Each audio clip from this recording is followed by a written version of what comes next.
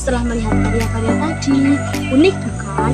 Kalian mau tahu nggak siapa yang merancangnya dan di mana perancangannya? Beliau ini hanya wong desa loh. Beliau berasal dari sebuah desa kecil di Temanggung tercinta ini.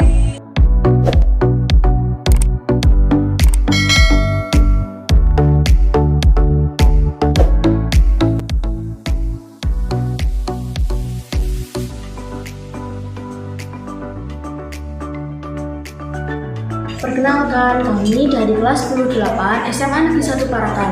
Saya Farah Naila Sazabila. Dan ini teman-teman saya. Ini Senja. Ini Haidar. Ini Fendi. Ini Afrina. Halo. Ini Satindra. Dan ini Farhan. Dalam kesempatan ini, kami akan berbagi informasi tentang wong desa tersebut dan karya-karya beliau yang kami tampilkan tadi.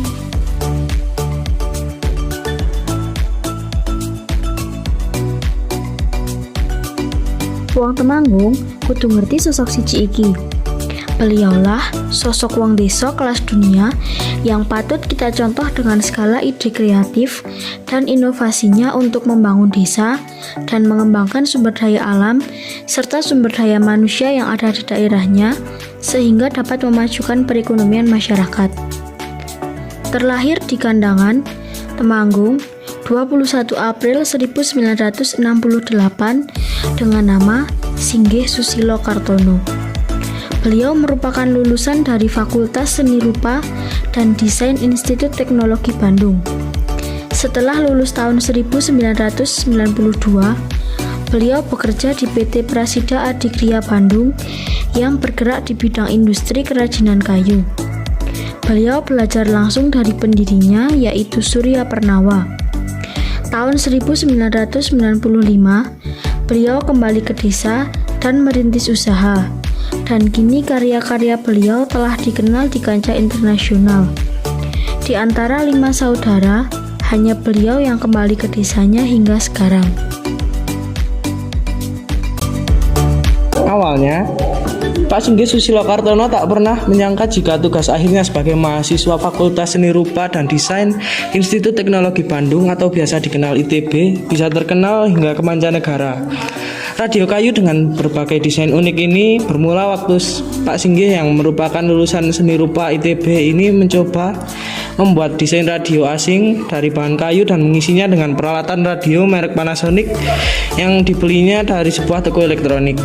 Sejak saat itu, idenya terus berkembang hingga akhirnya tercipta aneka model dan bentuk radio kayu. Nama Magno sendiri berarti memperbesar mengacu pada kaca pembesar.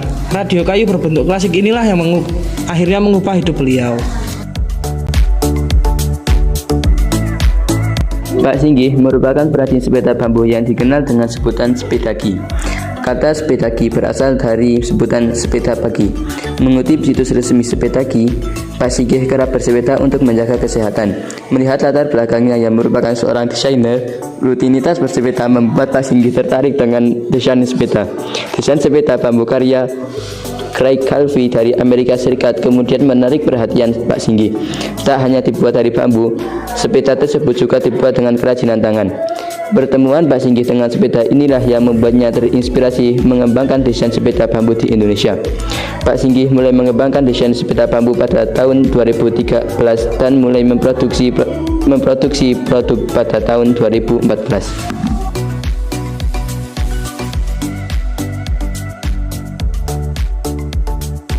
Pasar Papringan.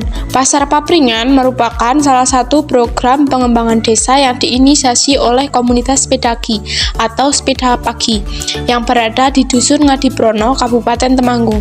Pasar Papringan diambil dari dua kata, yaitu pasar yang artinya tempat untuk jual beli dan papringan yang artinya kebun bambu. Pasar Papringan buka berdasarkan pada penanggalan Jawa, yaitu Minggu Pon dan Wage dari jam 6 pagi hingga 12 siang. Sistem penjualan pasar Papringan adalah menggunakan lincak bambu sebagai tempat berjualan. Selain itu, mata uang yang berlaku di pasar Papringan adalah pring. Mata uang yang terbuat dari bambu yang dapat ditukar dengan uang Rp2.000.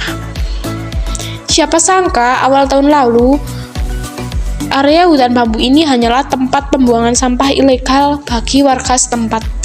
Kemudian, Singgih atau Pak Singgih berinisiatif mengatasi masalah ini dengan mengajak masyarakat untuk merasa pasar papringan ini menjadi sesuatu yang berharga dengan menerapkan design thinking.